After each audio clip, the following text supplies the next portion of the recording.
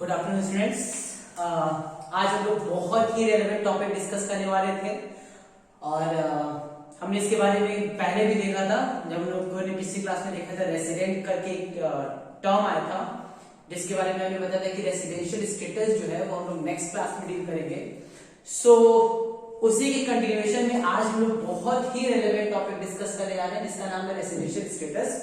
ठीक है, स्टार्ट करने से पहले थोड़ी बातों पे ध्यान देते हैं, बहुत इंपॉर्टेंट है।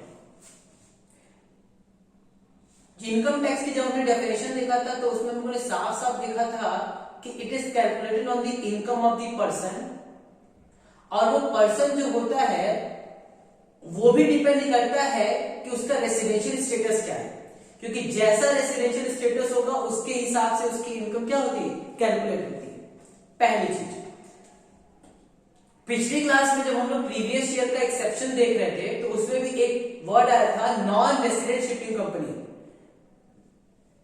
अब ये नॉन रेसिडेंट शिपिंग कंपनी क्या होती है और रेसिडेंट शिपिंग कंपनी क्या होती है, ये रेसिडेंट और नॉन रेसिडेंट का जो चक्कर है ये सारा का सारा चीज हम लोग इसमें डिस्कस करेंगे रेसिडेंशियल स्टेटस। तो इनकम टैक्स एक्ट का जो सेक्शन 6 है, याद रखिएगा सेक्शन 6 सेक्शन जो है वो डील करता है रेसिडेंशियल स्टेटस की, और एक बहुत ही इंपॉर्टेंट लाइन लिखी हुई है, it is different from citizenship and domicile. Residential status या रेसिडेंशियलिटी जो होती है वो सिटीजनशिप के और जो डोमिसाइल होता है उससे अलग होती है। मामला कौन सा है, सिटीजनशिप क्या होती है, तो सिटीजनशिप का मतलब होता है नागरिक, और नागरिकता जो होती है वो हमारे संविधान में, कॉन्स्टिट्यूशन में दी जाती है। एक व्यक्ति जो एक बार नागरिक घोषित हो गया उसको बार बार नागरिकता प्रूफ करने की आवश्यकता नहीं है। जैसे अगर मैं भारतीय नागरिक हूं और कॉन्स्टिट्यूशन यानी कि संविधान ने मुझे भारतीय नागरिक घोषित किया है तो मुझे बार बार अपनी नागरिकता को प्रूफ करने की आवश्यकता नहीं पड़ती है। डोमिसाइल का मतलब होता है निवास स्थान से होता है कि कहां पे आपका निवास स्थान है, यहाँ पे मेरा घर है, उसके हिसाब से डोमिसाइल तय होता है। और ये भी एक बार जब तय हो गया सो जब तक हम वहां पे हैं वहीं का माने जाएंगे, उसके बाद जब हम चेंज करते हैं तो वो भी उसके हिसाब से क्या होता है, अकॉर्डिंगली चेंजेस होते हैं, उसका भी इनकम टैक्स से कोई लेना देना नहीं। यानी कि इनकम टैक्स को ना तो आपके डोमिसाइल से मतलब होता है और ना ही आपके सिटीजनशिप से मतलब होता है। इनकम टैक्स में जो रेसिडेंट होता है, जो रेसिडेंशियल स्टेटस होती है वो उसके रेसिडेंस के हिसाब से होती है, ना कि सिटीजनशिप या फिर डोमिसाइल के हिसाब से। यानी कि इनकम टैक्स जब टैक्स चार्ज करेगा तो आपसे ये नहीं पूछेगा कि आप भारतीय नागरिक है कि नहीं, या आपसे ये नहीं पूछेगा कि आप भारत के डोमिसाइल है कि नहीं, या ये सिर्फ और सिर्फ उसको किससे मतलब होता है, आपके रेसिडेंशियल स्टेटस से। अब ये रेसिडेंशियल स्टेटस का क्या मतलब होता है, रेसिडेंशियल स्टेटस के अंदर में दो चीजें हैं, एक है रेसिडेंट और एक है नॉन रेसिडेंट। या तो वो रेसिडेंट होगा या तो वो नॉन रेसिडेंट होगा। कोई भी व्यक्ति जो है वो या तो रेसिडेंट होगा या तो नॉन रेसिडेंट। रेसिडेंट प्रूफ करने के लिए हमारे पास दो कंडीशंस होती है। रेसिडेंशियल स्टेटस में रेसिडेंस प्रूफ करने के लिए हमारे पास दो कंडीशंस होती है जिसको हम नाम देते हैं बेसिक कंडीशन। अगर ये बेसिक कंडीशन फुलफिल हो रही है तो हम बोलेंगे कि वो क्या है, रेसिडेंट है। अगर ये बेसिक कंडीशन फुलफिल नहीं हो रही है तो हम क्या बोलेंगे, वो नॉन रेसिडेंट है। मामला फंसा कि बेसिक कंडीशन में होता क्या क्या है, तो सबसे पहले बोला है he has been in India in a previous year for a period of 182 days or more. वो इंडिया में रहा है प्रीवियस ईयर में 182 दिन या उससे ज्यादा, ठीक। और इसी के साथ एक वर्ड लिखा है और, या he has been in India for at least 365 days within 4 years preceding previous year and at least 60 days in a relevant previous year। 2 है, और 2 बेसिक कंडीशन में बोला है कि पहला तो वो व्यक्ति इस साल रेलेवेंट प्रीवियस ईयर यानी कि इस साल जिस साल हम उसका रेसिडेंसी स्टेटस तय कर रहे हैं, पता कर रहे हैं, उस साल वो कम से कम 182 दिन या उससे ज्यादा रहा हो, या कोई भी व्यक्ति जो इंडिया में 365 दिन से ज्यादा रहा है पिछले 4 साल में। पिछले 4 साल का मतलब पिछले 4 साल प्रीवियस ईयर के पहले के 4 साल, प्रीसीडिंग का मतलब 4 साल कौन से, प्रीवियस ईयर के पहले 4 साल, एंड एटलीस्ट 60 डेज और कम से कम 60 दिन इस रेलेवेंट प्रीवियस ईयर में। ध्यान से मेरी बात सुनो, ये प्रीवियस ईयर आपका दिया हुआ है 1920, ये है आपका प्रीवियस ईयर। इसके 4 प्रीसीडिंग प्रीवियस ईयर क्या होंगे, तो पहला होगा आपका 18-19, दूसरा होगा आपका 17-18, तीसरा होगा आपका 16-17 और चौथा होगा आपका 15-16। ये 4 जो है ये आपके प्रीसीडिंग 4 इयर्स होंगे, और ये 19-20 जो है वो आपका रेलेवेंट प्रीवियस ईयर कहलाएगा, यानी कि ये आपका क्या है, रेलेवेंट प्रीवियस ईयर। अब किसी व्यक्ति को प्रूफ करना है कि आप रेजिडेंट हो कि नहीं। आप मेरे पास आए और आप इनकम टैक्स डिपार्टमेंट से, और आपने पूछा कि चलिए बताइए आप कितने दिन इस साल रहे हैं। मैंने बोला कि मैं इस साल रहा हूं 185 डेज। मैं कितना दिन रहा हूं, 185 दिन। अगर मैं 185 दिन रहा हूं 1920 में, तो क्या कंडीशन बोलता है कि he has been in India in a previous year for a period of 182 days or more. अगर मैं 182 दिन से ज्यादा रह गया इस साल इस भारत में, तो मैं रेसिडेंट बन गया। आगे बात समझे, इस साल अगर मैं 182 दिन से ज्यादा रह गया, चूंकि मेरे एग्जांपल में मैंने 185 दिन लिया, तो जो कि 185 जो दिन है वो 182 से क्या है, ज्यादा है। इसका मतलब कि मैं रेसिडेंट हो गया। क्लियर हो गया। दूसरा कंडीशन क्या है कि he has been in India for at least 365 days for 4 preceding year.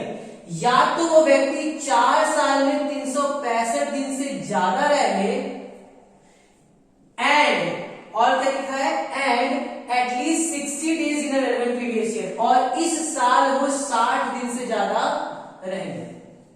कितना आसान है। या तो मैं 182 दिन से ज्यादा रह लूं, जैसे ही मैं 182 दिन से ज्यादा रह लिया इसका मतलब कि मैं रेसिडेंट हो गया। अगर किसी वजह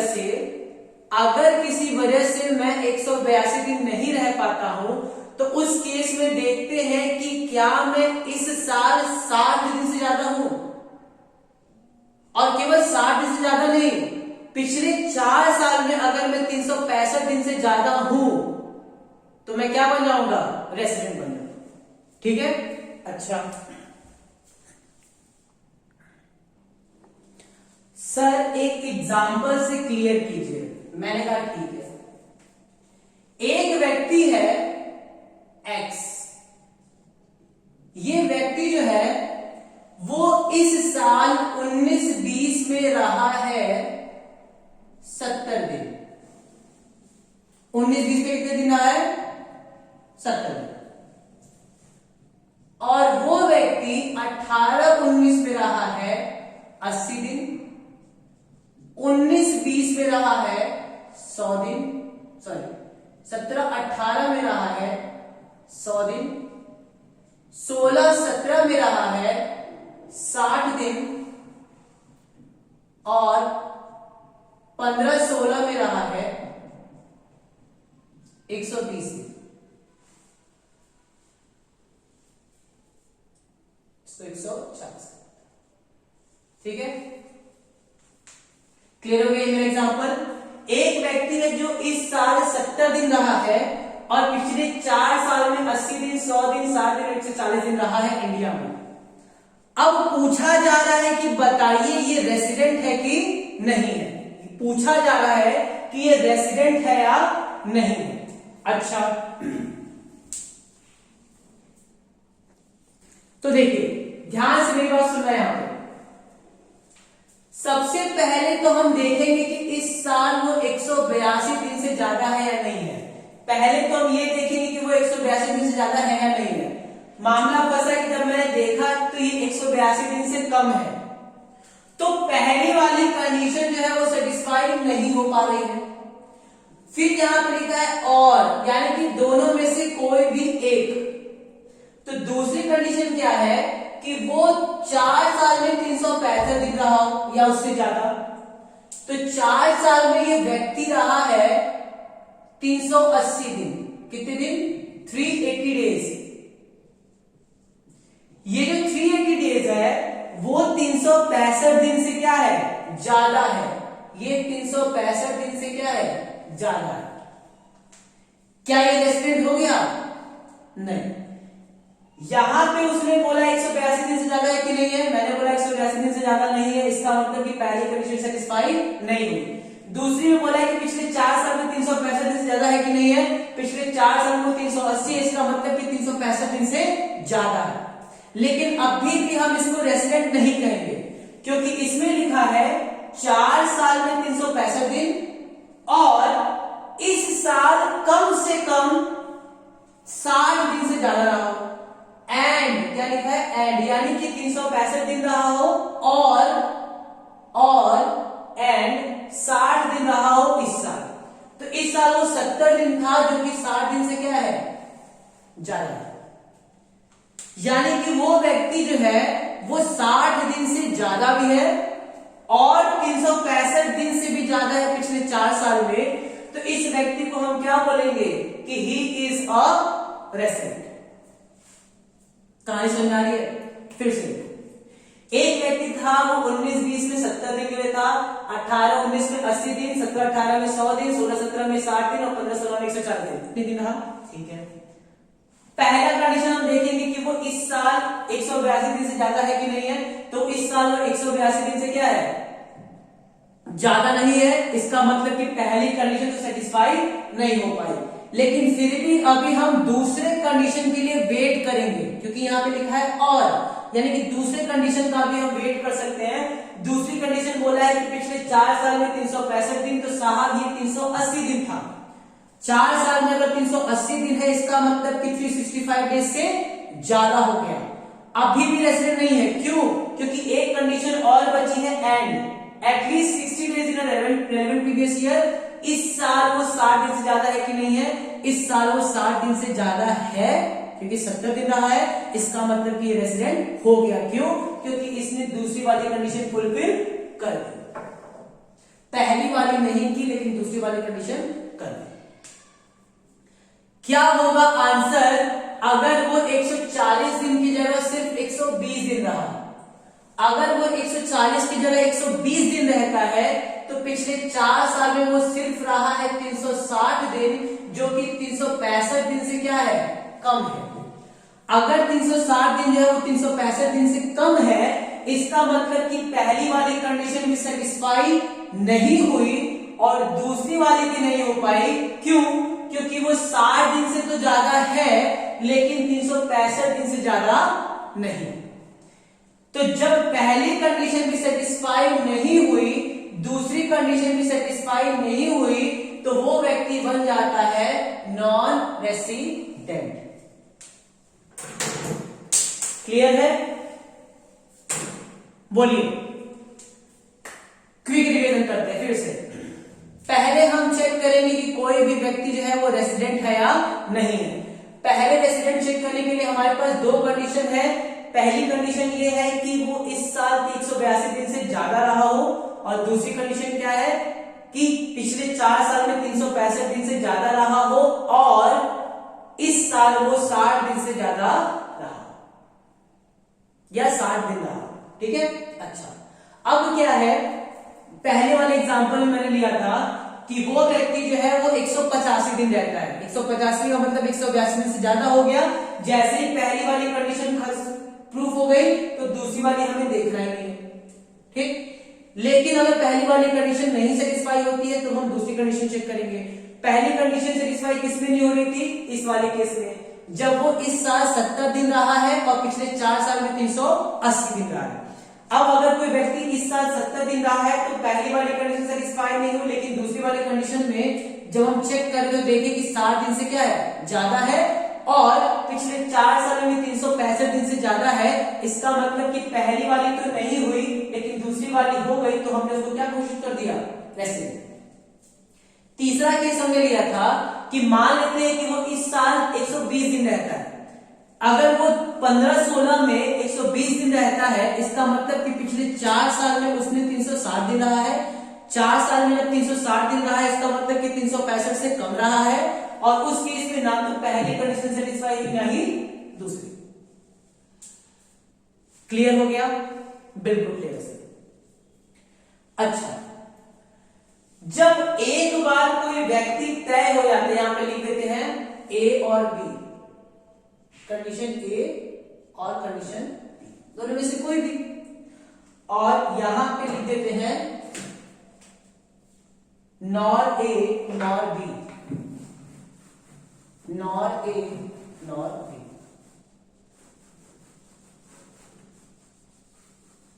ठीक है, यहां पे क्या जाएगा, नॉर ए,